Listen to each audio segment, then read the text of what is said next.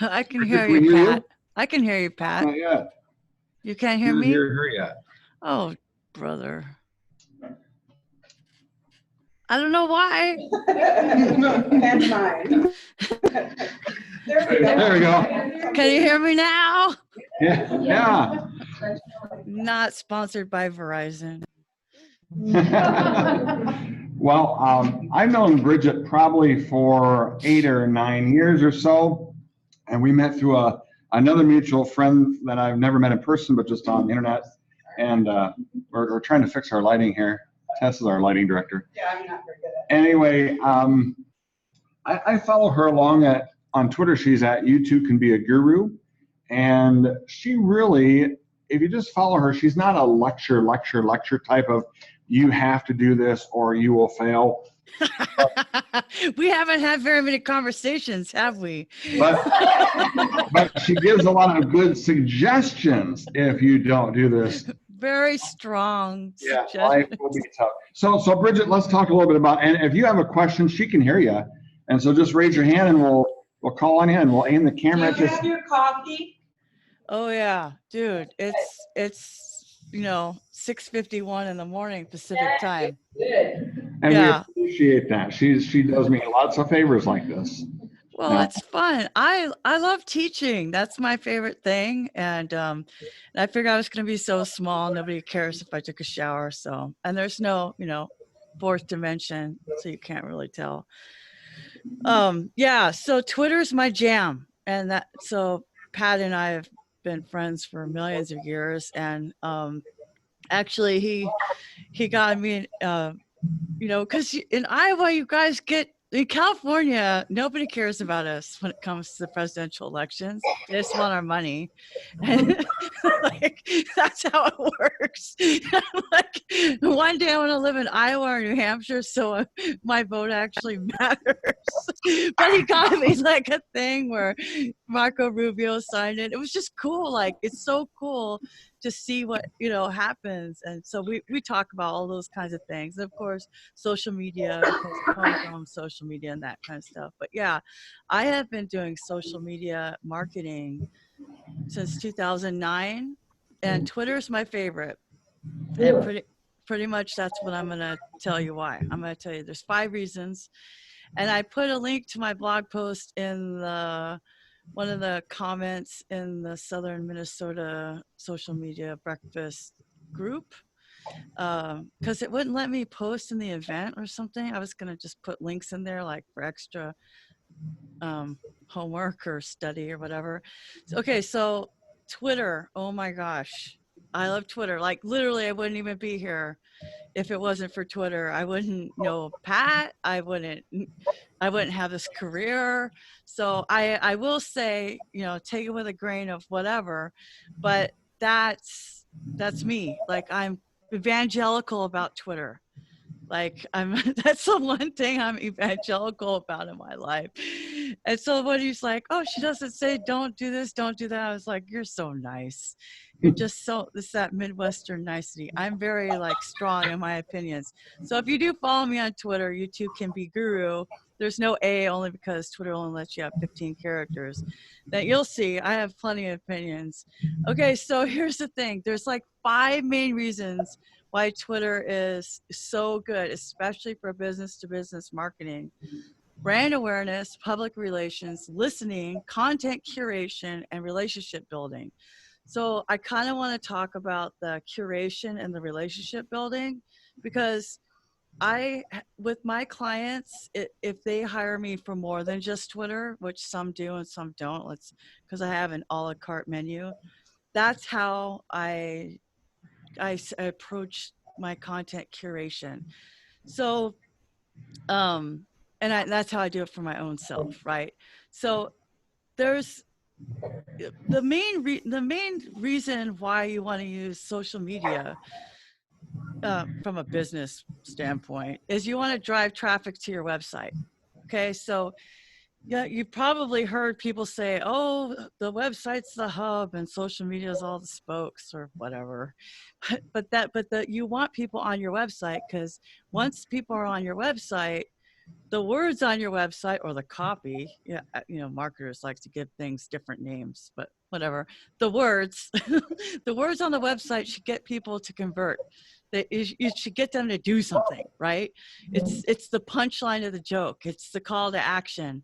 Like, okay, I'm on your website. Now what? Like, why does this matter? And why do I care? You know what I mean? So a lot of times I say, look, I'll get people to your website, but if it doesn't change their minds and they don't want to buy something from you, you got bigger problems, right? So with social media, that's the thing, is like, it's just being social on media. Like, it's really not that complicated. And the thing is, there's always going to be some other tool. And a lot of times people follow the fancy new shiny thing, and then it works or it doesn't. But either way, the behavior of humans never, ever changes, right? And I always like to tell this, because when I was in construction, I used to work at this roofing company, and this guy would come in once a month or once every other month, and he would bring in this box of donuts from Those Donuts, and they're the best apple fritters, the best apple fritters. And he knew that I liked apple fritters. Now, even though I was the accounts receivable manager, I was sitting at the front where the receptionist normally would be. So I was kind of the bouncer, when you're in an office, you're the gatekeeper. I like to call it a bouncer because it's funnier, but like whether or not they were going to be allowed inside or whatever. And so he knew to always bring me an apple fritter, right? And so anyway, that was like 2004. And I still remember his name is Bob Brands, and he worked for Structural Materials. Now, why do I remember that? It's the apple fritter, right? It's the apple fritter effect. And so the thing is, we follow people. And if Bob Brands at that time had left Structural Materials and went to another supplier that would also give us a 90-day, a net 90-day paying schedule, we would have followed him. We follow people. We don't follow brands. We like to think that we follow brands. I mean, to some degree, yeah. I mean, I love Diet Coke. I'm never going to not love Diet Coke. I don't have a personal relationship with anybody at the Coca-Cola Corporation. But you know what I mean? But when it comes to small business, it's the people we know, and we do business with people that we know, like, and trust. And we've heard it thousands of times. And then we just go, oh yeah, blah, blah, blah, blah, blah, blah. Like when we're at a funeral and we sing a hymn, or we just know it. It's all rote. It's the Pledge of Allegiance. It's something that we say a lot that has meaning, but sometimes we say it so much we forget the meaning that it actually has. And so then we go, oh, well, I want to do social media. So what tricks or hacks do I have? There's no hacks. There's only work. So I'm sorry. But there are some like little things you could do to make your life efficient, but you still have to make those relationships. And relationships with other businesses and people in your community is about reciprocation. You scratch my back, I scratch yours. That's human behavior. So whether the technology changes, that's totally different, right? So you could have bartering at a farmer's market, or you can share each other's content. So it doesn't really matter like what the situation is. I mean, and you build these relationships, now you have people you can partner with, right? So for example, I'm not a graphic anything. I use canva.com. It's free. It's the best thing that's ever happened to me. So, but I know designers who know Twitter okay, but they're not that good at it. So what I do is I do a lot of tweets for her, and I get things going, and then she does all my design work. Right now she's working on an ebook for me. So like we're bartering, and how did we meet? We met in person for the first time up in Seattle last year, but we met on Twitter. So Twitter, let me just go backwards a tiny bit. Twitter's been around for a long, long time. So 2006, I've been on since 2007. it's not going anywhere. Facebook is like so me centered that it's really hard to get people to view things. It's really hard to get those eyeballs. So, but when people are on Twitter, they're there to read and interact. I mean, regardless of all the hype and the Kardashians and whatever, but you know, some news goes down, you go look to Twitter because that's where it's going to be up to date. People are reading. So people are reading, and that means they're reading content on your website. And they're there to network. So in a lot of ways, Twitter is a big, giant think tank, gives you access to people and ideas that you normally wouldn't have access to because, well, geography, right? It's very limiting. I mean, I have clients all over the world and you know, and in Texas, you know, which sometimes feels like another world. But I was there earlier this year. It's totally different than California. Let me tell you about that. So anyway, so you have this awareness, right? So like you can talk about your company or your organization and you can be as big as you want because it levels the playing field. And when I was in the general construction, I got that up to at the general contractor for commercial construction, I got that account up to 20,000 followers. That's still the most followers I've ever gotten an account. But I've worked there for 9 years and I did it for 5. So it took a long time, but I was the industry leader and they thought we were really big. Well, that's what I wanted them to think because I wanted people to look at us and then say, yeah, they can handle this $5 million job, which we did.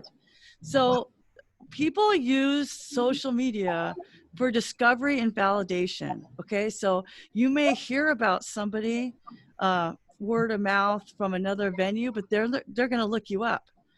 Most people look up people and they go, well, I don't know about that guy. You know, let me go look it up and see what's going on. You know, let me see what they're really saying on the internet. And so that, and Google indexes tweets. So when you look up people specifically, you can see some of their tweets and it helps with SEO and findability for your website. So I have that Twitter first strategy. So brand awareness, public relations, listening is so huge. Like, yeah, of course, announce. Everybody knows Twitter is good for distributing things and announcing. But listening is huge. So when you're trying to find out, like, what should I write about on my blog, and what kind of, you know, who are my customers? A lot of times marketers want you to build personas, which is fake, stereotypical people of your ideal client. But people aren't that static. They change and evolve. They're like, well, my ideal client is Bob, and he, you know, he's 55 years old and he lives in a 3-bedroom house and he likes, you know, watching Game of Thrones or something, right? How is that useful? Like, just think of an actual client.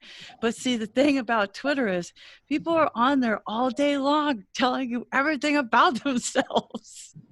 Me included. If you want to laugh at my ridiculous dating life, definitely follow me on Twitter, not Tinder. That was a Freudian slip. I definitely deleted Tinder, but see, I gotta keep y'all laughing. Now, here's the thing. So they tell you about themselves. We all talk about what we like. We're watching this, or I'm up at this time, or, you know, whatever's going on. I'm at karaoke, whatever. So, you know about me, you know that I'm dating, you know that I'm single, you know that I'm going to be 47, which is a prime number. And that's super awesome. Like, if you just, I don't know. I just think prime numbers are cool. And so that kind of thing, you know, I sing, you know, I go, you know, I like bourbon. I also like coffee. I take a lot of selfies. Like, just from the last probably 20 or 30 tweets, you probably know me better than, you do know me better than my mom. Like I'm estranged, but still, like if she read my tweets, she would know me. So when you're trying to think, well, what do my customers want? They're talking about what's bothering them, right? What you know, like one of you, I was trying to pay attention to your intros, but one of you helps career counseling and finding jobs. And so if people are using the hashtag, whatever hashtag happens in Southern Minnesota or your specific area, you can follow that hashtag and then people will be like, I'm looking for a person that does X, Y, and Z. And then you can tweet back at them and say, that's awesome. Hey, can I talk to somebody in the office because I work for blah, blah, blah, blah, blah, blah, blah, whatever. And then, so like you get to learn about them, you get to develop those relationships, you get to learn what people are looking for, and what their personalities are like and what their frustrations are. Marketers like to call it pain points. It's just frustrations. We're frustrated. We put something on the internet. That's humans. So if it wasn't on the internet, it'd be us, over the back fence, like Tool Time Tim. Remember that show? The back fence guy, and all you saw was this. But because that's how we talk to each other. If I walk outside, the people are bringing in their trash cans. Hey, what's going on? Hey, what's going on? You losing weight? No. Oh, that's a cute outfit. Whatever. That was a real conversation yesterday. Are you losing weight? No, I'm gaining weight, but thanks for noticing. So Kaiser just told me to I have Kaiser health insurance, and they just sent me a personal action plan, and they're like, you pretty much need to lose 100 pounds, but we love you. Here's some extra tips for you, right? And you're just like, no, I'm not losing weight. So like, okay, so you're listening to people's frustrations and then you're curating content. So the content curation and the relationship building are really important. So you see that business owner is looking for somebody, you see that person that's looking for a job, and then you kind of broker them together because you have those relationships. People ask me all the time, do you know, I remember this, my friend in Phoenix asked me if I knew a web developer in Halifax, Nova Scotia. Wow. And the answer was yes. Okay, so because the internet is awesome. I love the internet. So if it's not Twitter, it's going to be something else. So, but for now, Twitter's been the most stable of them all. And so what I do is I build lists. I build lists of people based on geography, based on activity, based on my relationship with them. And there's another blog post that's linked in that one blog post I mentioned. So that's my big giant trick on how to use Twitter to curate content and build those relationships. Because then I'm only looking at those people's tweets. So I can follow everybody back and not be a jerk, because people go, oh, those people aren't relevant. You know what? Everybody's relevant. That whole idea that so-and-so isn't relevant to me, you don't know. The average person changes jobs every 2 years. So Bob Brands leaves structural materials and now he's at some other place. It's Bob. We follow Bob. We don't, you never know, because as humans, we always go, oh yeah, I know so-and-so that goes, and he does X, Y, and Z. And that's why, you guys probably see it all the time too on Facebook. Hey, you guys, I'm looking for a really good mechanic. Hey, you guys, I'm looking for a vet that's not going to charge an arm and a leg to neuter my whatever. I see it all day long on Facebook. But the relationships I have are with people on Twitter. And so I'll go, oh yeah, well, of course I know a local mechanic, of course. But, those relationships aren't bound by geography. And so if my brother-in-law lives in Georgia and you're posting about in Atlanta, oh, I need somebody that does tax preparation in Georgia, and I could go, well, John Doe does tax prep. You know what I mean? So what you learn on Twitter and the relationships you have on Twitter, they just funnel out everywhere else, so that's why it's really important. So I spend the listing. Okay. There's just so much. There's so much to talk about. I try to stay focused, but like every time I think of something, I'm all scatterbrained. I can help you out a little bit, Bridget, too, is that I can't say that Iowa, North Iowa, and Southern Minnesota is the like Twitter hub of the world here. I thought it was the Silicon Prairie. But a lot of businesses here and groups here, and you've really marketed a little bit to this in the last couple of months, is really starting to shift over to Instagram. Yeah. I know you've really got a lot of good tips on Instagram from your stories I follow you on Instagram. Yeah, okay, so yeah, Instagram. So here's the thing. Talk to us. I know, everybody likes the shiny new toy. Right now, everybody loves Instagram for some reason. This is the thing, and this is my disclaimer. So if you and I were just like sitting across from each other at the coffee shop, and you're like, I do business to business, I need people on my website. In order of importance on how you spend your time and or marketing budget, Twitter, LinkedIn, Facebook page, not profile, so that you can spend it on ads, and then Instagram. Now, Instagram is a very difficult way to start to build anything, okay? Now I'm gonna preface this with especially relationships, but I do manage a Instagram account for a life coach. For her, that's supposed to be important because her publishers want her to have a high following. It's just vanity metrics. So it's not that it's not important, it's just that people like it because I don't even know why. Okay, so I'll tell you why I use it, and maybe you're the same. It's at the end of the day, I'm in bed, I'm like, it's relaxing. A dog, a cat, a rainbow, a flower, someone's kid. A dog, a cat, a rainbow, a flower, someone's kid. Like there's no politics usually. And then you're just, sometimes there's memes or whatever, but it's just relaxing. You're not even reading. You're just scrolling. It's just like the scroll material, it's like puppies will make you sleep.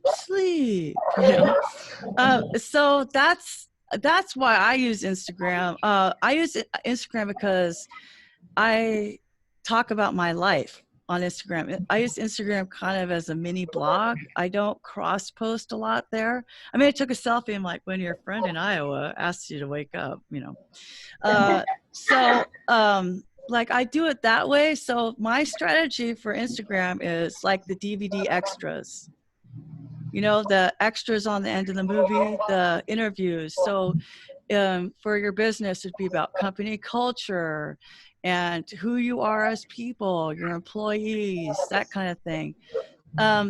Posting flyers, posting images of PDF flyers is the worst thing that you can do. I'll tell you what not to do on Instagram. Real estate people and city governments do this all day long. Nobody can read it, okay? Because there's one person who just graduated from college, so congratulations. But a lot of you guys look like you're very near my age or around my age, where you have another thing right here. Look, this college lady, look, this is what you're going to get when you're 40.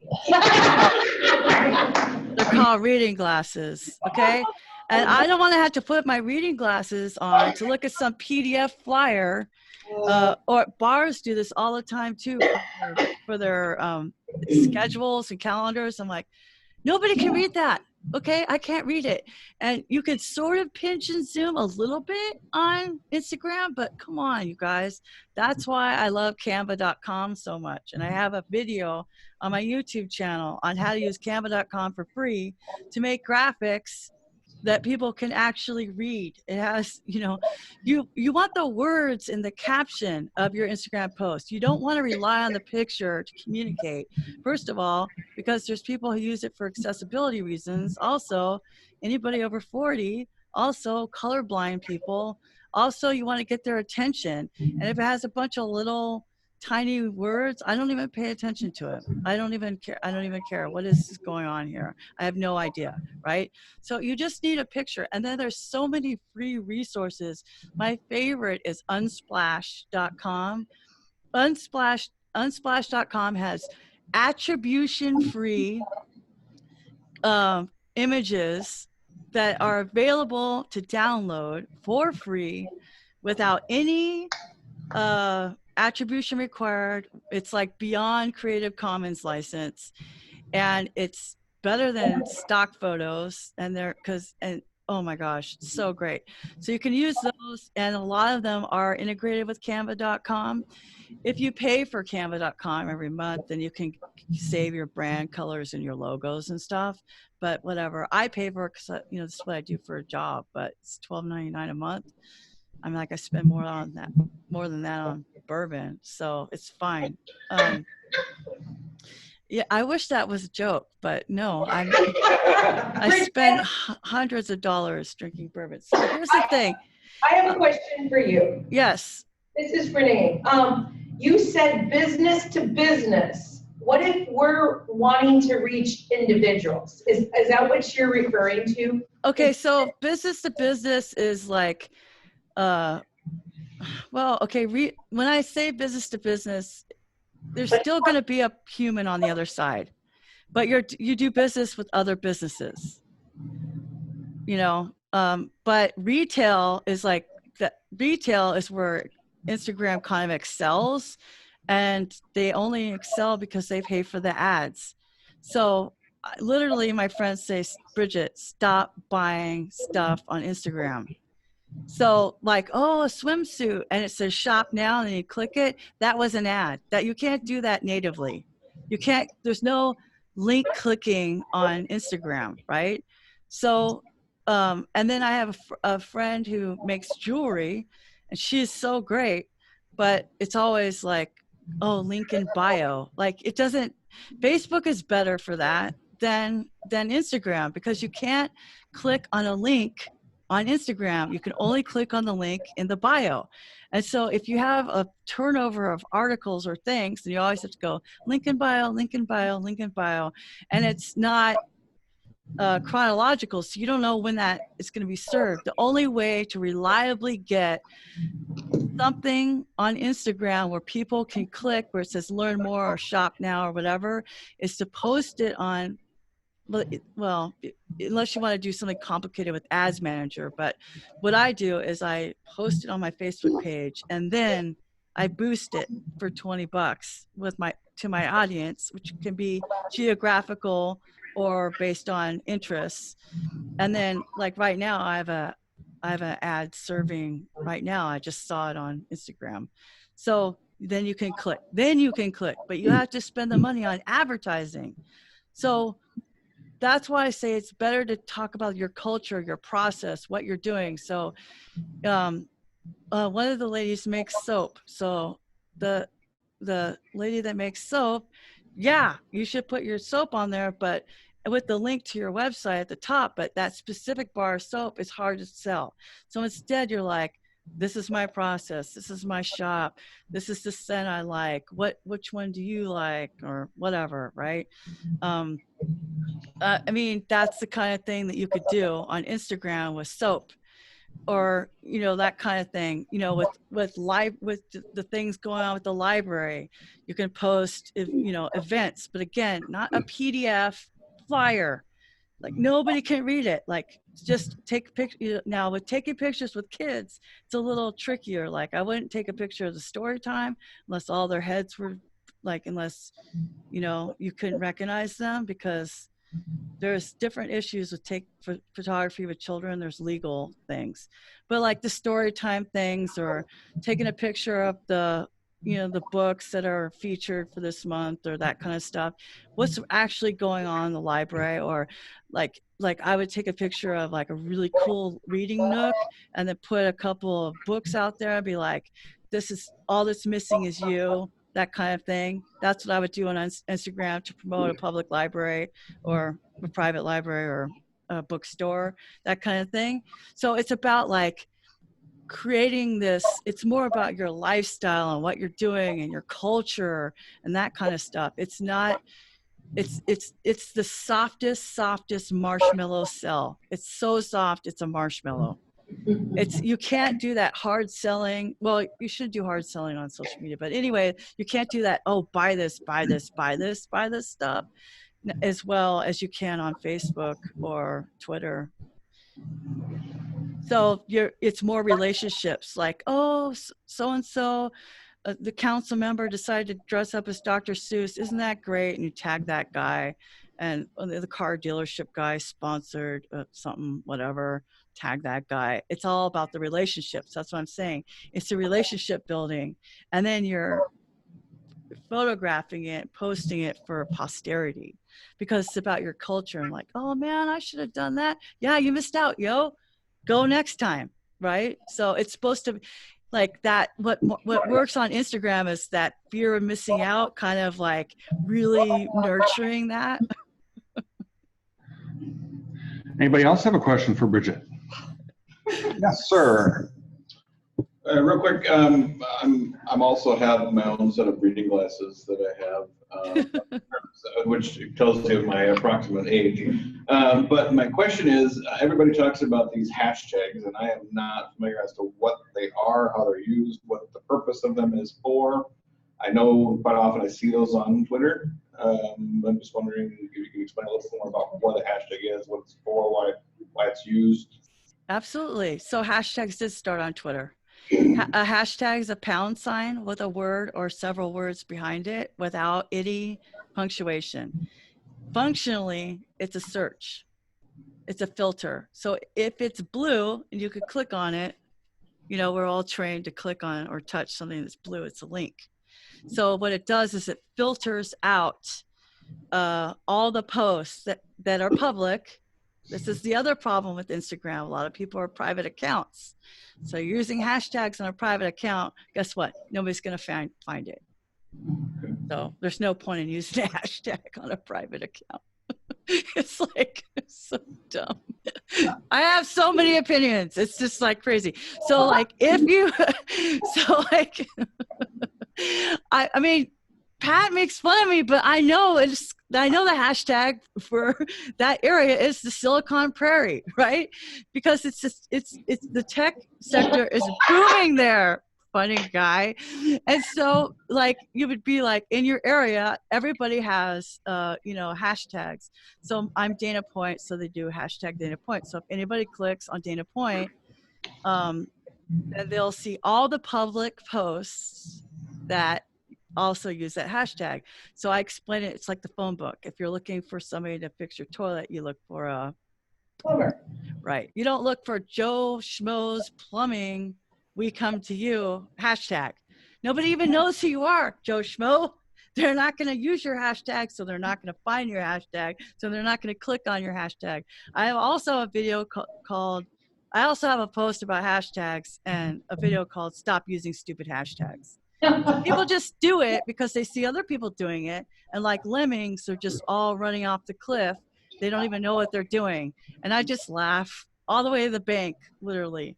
So a hashtag is a keyword used for search, filtering, and discovery. So if you are looking for businesses that work in your geographic area and or industry, then do a search for those hashtags up in the search bar. Now, again, with people use hashtags on Facebook for their posts, but most people I talk to never click on hashtags on Facebook. And that's why it's pointless. And if they do, if their post isn't public, nobody else can see it except for their friends anyway. So why are you doing it? The whole point is to be found. If you're not a public account, don't do it. It just looks like you don't know what you're doing. And so with Twitter, you want about 1 to 3 hashtags.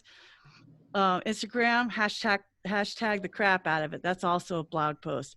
You can use like 5 to 20 hashtags. Yeah, I mean, people go crazy, and that's why they make up these long like the advanced hashtag is just sarcasm. That's why I had one that said hashtag stop using stupid hashtags because it's sarcasm, right? But it's not helpful for my business. It's just me being tongue in cheek.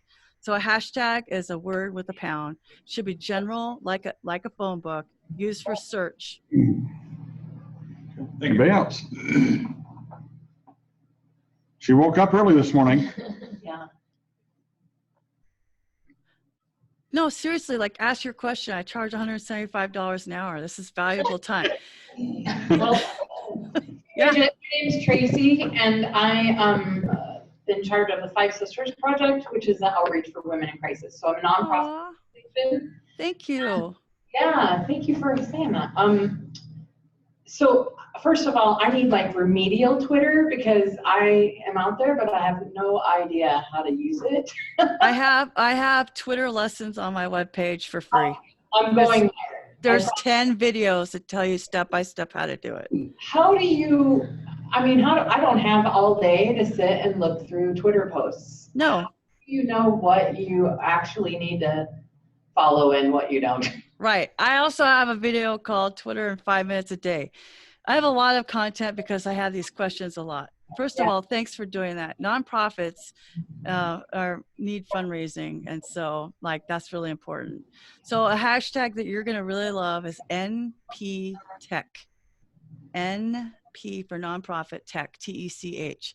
That's what a lot of people use for learning about nonprofits and fundraising. I used to work with nonprofits.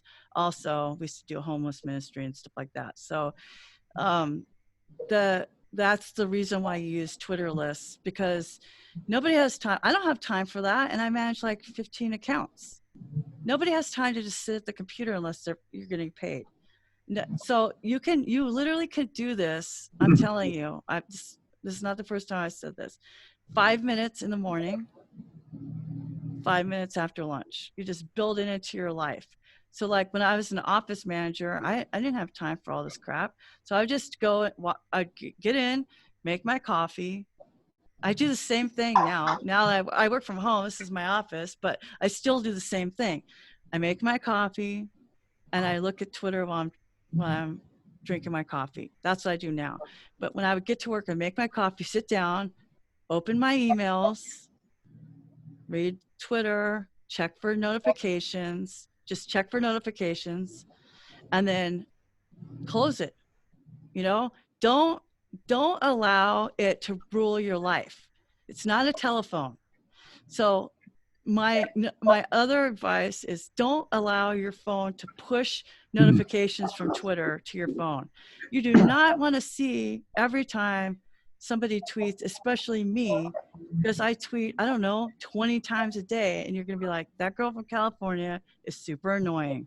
And you're going to mute me or block me or unfollow me or all of the above. Okay. So I'm going to drive you crazy. It's too voluminous.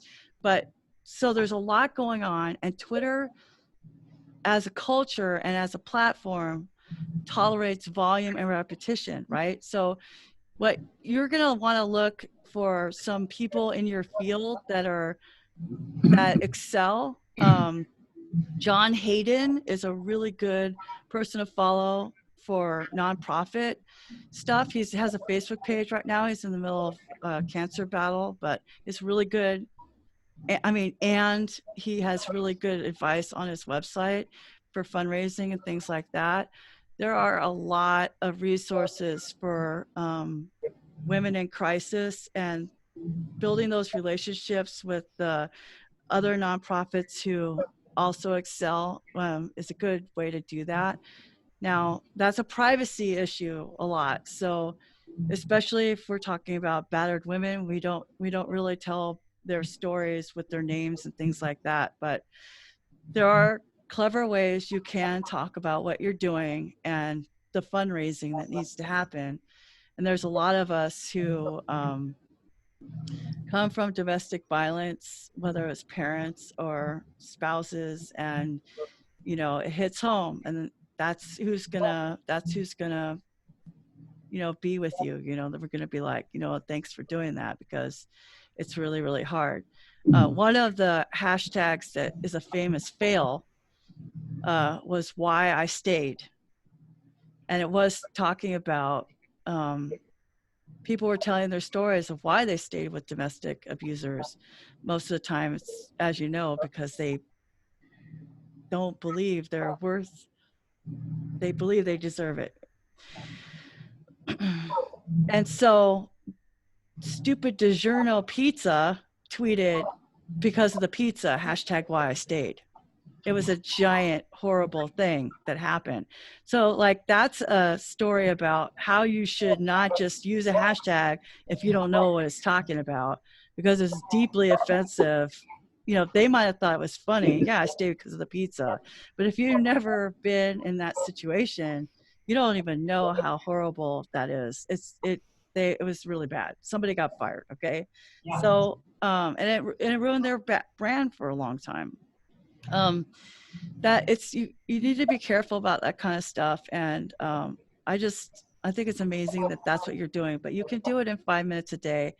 But there might be, the thing is, I would say there's probably a lot of information on Facebook, but Facebook, they used to have lists, and their lists don't really function that well. So trying to find information on Facebook is literally like looking for a needle in a haystack. Their search is terrible. Their listing is terrible. It's very me-centered. People just post picture, oh, here I am now, and then they leave it. So that's why I feel like it's easier to find information and those kind of contacts on Twitter. Well, Bridget, the Five Sisters Project sponsored breakfast this morning. They brought some yummy you. donuts and other things. So and cabin, was it cabin coffee? No, Caribou coffee this morning. All right. So thank you. if I like coffee, I'd really be into that. But So that's a great post for Instagram, right?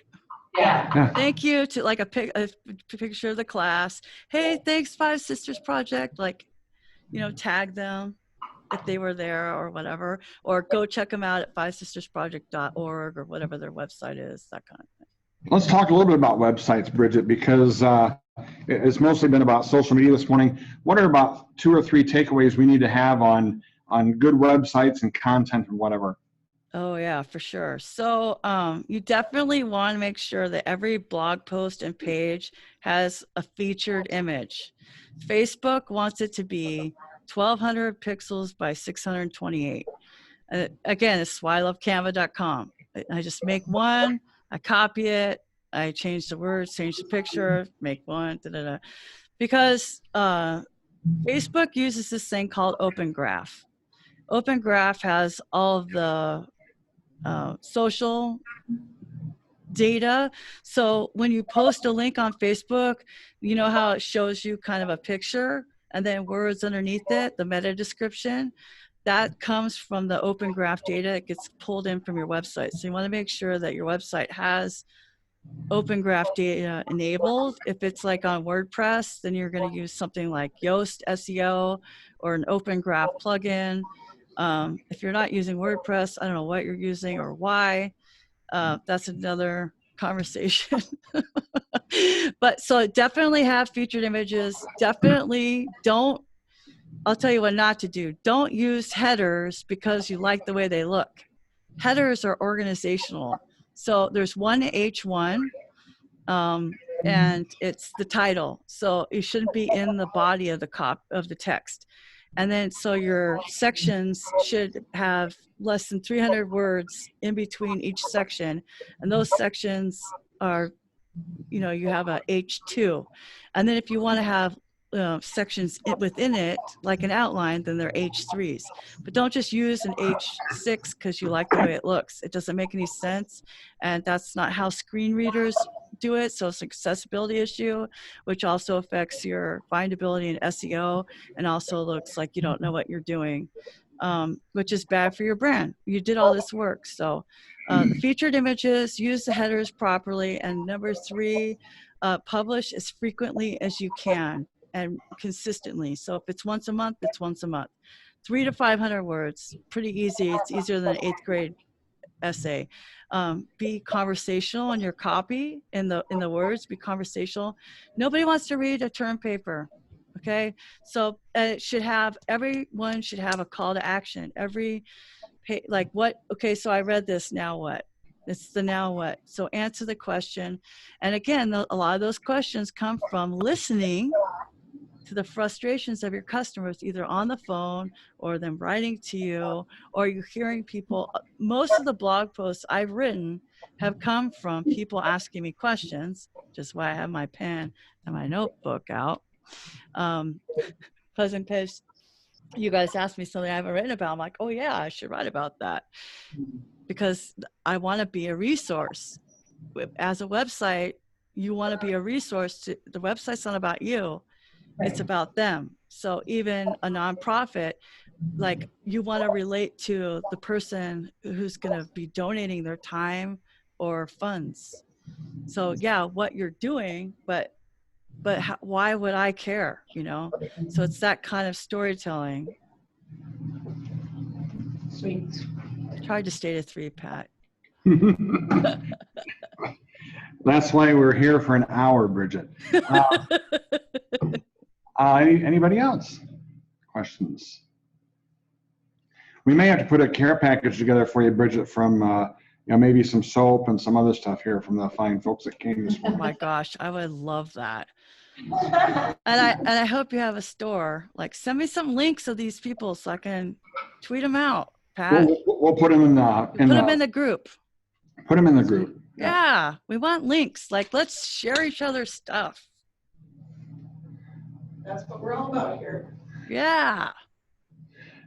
Anything else? So in reference to what they refer to as search engine optimization, generally, is that going to be more for web pages, obviously for your business web page versus Facebook, I'm assuming? There's a difference with SEO, or is that one the same? Or how also then does Google reviews, do they associate themselves within that SEO, that search engine optimization? How does that all correlate together? Oh, so that's a great question. So it used to be like, what's SEO and what is it limited to? So it used to be that it was all about just your web page, but now that's why I was saying Google indexes tweets. So when you search for me, you're going to find everything about me. You're going to find my Facebook page, my LinkedIn, my Google reviews, maybe my Yelp profile. Like, if you search for Bridget Willard, you're going to find 15 pages of stuff about me, because I'm putting it all out there. And I had to, because BridgetWillard.com, before I got that domain, was a porn site. I never heard of her. I know, right? But that's my legacy, I guess. So I had to out volume people, and I'm just a little guy in my field. I'm one of the best, in my opinion, in my niche. But But the thing is that you have to produce that volume. So it's not just about your website. It's about the words you put on the internet. Your Facebook page, not profile, page, maybe the profile, but your page will come up. Your business page will come up. Anything about you, any articles about you, anytime anybody else is talking about you. And that's the whole thing with owning those social accounts, is that people are going to talk about you. And if you don't participate, then you don't have any say. And that's kind of the brand awareness and public relations piece of it. So you need to participate. And so one thing you can do that's really helpful, there's 2 things. One thing is brandyourself.com. There's a free version. I use as much free things as I can. And they will tell you, oh, we found this for you. Is it good or not? And then you can pay them whatever. I don't, whatever, you know what I mean? And then Google Alerts. So google.com/alerts.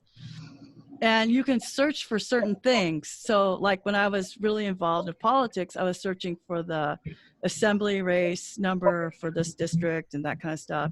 I've searched for Bridget Willard in quotes. You too could be a guru. So anytime something gets posted about me on the internet and Google sees it, which is what they call indexing, when the robots go around crawling and they see that, then they send me an alert because I have it set to me. I have it set to send me as it happens, but you can do it once a month, once a week, whatever. I think as it happens is fine. I'm not that popular. I don't have that much going on, but you want that happening. So your brand name, your business name, variations of your name, and have that, and then you'll see exactly what people are talking about you. So and with voice search, with Alexa, hey Google, hey Siri, whatever, you have people asking questions. I mean, my neighbor's 67 years old, and he's on his phone going, hey Siri, da da da da da da da, all day long. Okay, and I work here, so I hear it, and he's loud. But he'll go, what time? You know, because it solves all the arguments. We have nothing to argue about at dinner anymore. Because I'll tell you what year that movie won Best Picture. Hey Siri, what year The Godfather won Best Picture? You know, and then it's all over. So so my point about voice search is that people ask in their own vernacular, in a common way. So when you're writing content on your website, you want to do that. So when you're thinking about how you want to answer questions and things like that on your website, write the question on Google, and then scroll down, and there's a box called People Also Ask, and that is kind of a good clue on how to switch it up. One time I did that, and then every H2, like I was telling you, the headers, I used the suggestions from Google on People Also Ask, because they're going to say that, hey Siri, how to use Twitter for my business? Oh, I found this article, whatever, right? So if you use jargon, because obviously everybody has jargon, define it, but make sure that when you do the introduction, you want to use as normal language as possible. One of the things we've also been talking about within our industry, I'm in the healthcare industry right now, and one of the things that's very important for our particular arena is we use quite often Google reviews. Work with a lot of people who are happy with the care that, let's say, mom or dad is getting. You know, we're asking them to write a Google review, and oftentimes we will do the same thing if they're a business owner. We're like, hey, we got great coffee. Thanks for bringing that coffee out to the residents. It was awesome. So we'll write a Google review, and in exchange, we'll ask them this, the same question. How familiar are you with our community? Great. If you're that familiar, do you like us? Could you write us a Google review? Do you encourage that? It sounds very much like what you were talking about with the whole relationship building, and that's one of the things we're trying to incorporate within the community is, that reciprocality of, helping another business grow, and they're doing the same for us. Absolutely. I mean, Yelp doesn't want you to do that, but F Yelp. Yelp is it's like the lowest base. I have some strong opinions about Yelp, but Google reviews, that's the thing. So it will help you find, because people get on their Google Maps and they go, restaurants near me, right? And then they judge it based upon that. So one of the ways you can to give that Google review a little more life, well, there's several ways, but one of them is copy and pasting it, put it on your website. Especially so when I was working with a travel agency and they had a review, I did this for Yelp because they were always hiding our reviews. If it was about their trip to Cancun, then I put it on the page where we were selling trips to Mexico, right? And then also you can take the whole review and use it as a caption in Instagram or Facebook, and then use part of the review, part of it with big words like a, little quote, like 36-point font, like so-and-so is awesome. Thanks for taking care of mom and dad. And then put, Google review or their name, and then put the whole thing in the caption, so that people can read it. And then you can repurpose that, Facebook, your website, Instagram. and then it's there. So like, if people are concerned, what kind of care are my parents getting? Well, look at our reviews. So not only is it on Google reviews for the map and all of that, but it's on your website for people that are searching, but maybe aren't in your area because maybe their parents live there, but the children that are, I assume this is a senior situation. Right. Yeah. So maybe the kid that's paying for it lives in California or New York, but the facility is there. So they're searching, but they're not searching in your area. So they're going to look for facilities near whatever city. So you want to make sure that you're not only relying upon the map part of Google reviews and repurposing those. One additional question in reference to Google reviews. One of our administrators said, we've got to be careful if, let's say, 12 of our 25 employees does a Google review. Hey, I love working for Google, working for, a community there. One of the things the administrator asked or said to us, he said, and help me kind of clarify this, Google looks at your geolocation based upon where you're doing the Google review from. Let's say if we have 5 employees that are doing that Google review from that same, let's say the community, is that detrimental? Because our administrator is saying, we don't want to be doing that. We want to be making sure Google reviews are coming from outside sources instead of, let's say those 5 employees within that community. Is that true? Are you seeing the same thing? No, that's not detrimental. I mean, on Yelp would probably hide them, but it's legitimate. They really do enjoy working there, which is important because if you're looking at where you're putting your folks, wouldn't you want to know that employees liked working there? Sure, yeah. Yeah, because you don't want the disgruntled ones who are going to be stealing mom and dad's jewelry because they don't get paid very much and they work too long. You know what I mean? Right. Like I don't agree with that guy at all, but whatever. But I do think it's funny though when I'm on a page for a computer repair shop and the actual owner or his wife, who you know them by name, leaves a review for themselves. Hey, I got great service here. Yeah, you idiot, you're the owner. Well, that's just dumb. Okay, it's different for an employee because I you know what I mean? I did that. But, So awesome. I'm the best person I know at this. But yesterday, the same thing was a gal contacted me about repairing a screen on an iPhone, something or other. And I said, I don't do that, but Iowa Cell Phone Repair in Mason City does. And tell them I sent you. Right. Well, why would I do that? Well, I send them enough volume of business that they may get a $10 discount. Right. But I didn't tell her that. I said, oh, it's just called a referral. Yeah, but what do I get for that? I just said, never mind. Yeah. Right. Because I have friends, and why I take my stuff there, I always get a discount because, man, Pat, you send us a lot of customers. We're going to just give you a discount. Well, that's why I do that. And, I mean, who, as a business, who doesn't like to say somebody, hey, Joe told me to stop by.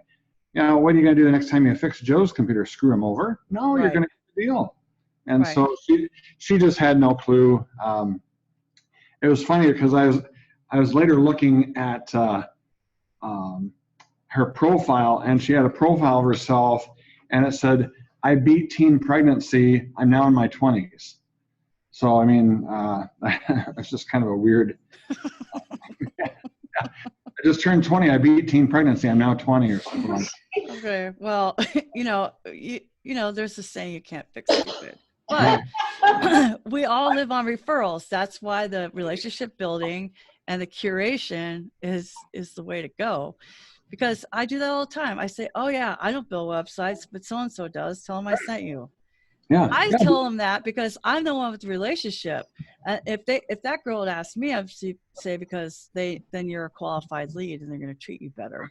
Well, They're my friend and they're going to treat you better. That's why. She wouldn't know what the word qualified lead meant. So anyway, Bridget, we certainly appreciate you being here. Thank you. And you can go back and get another 40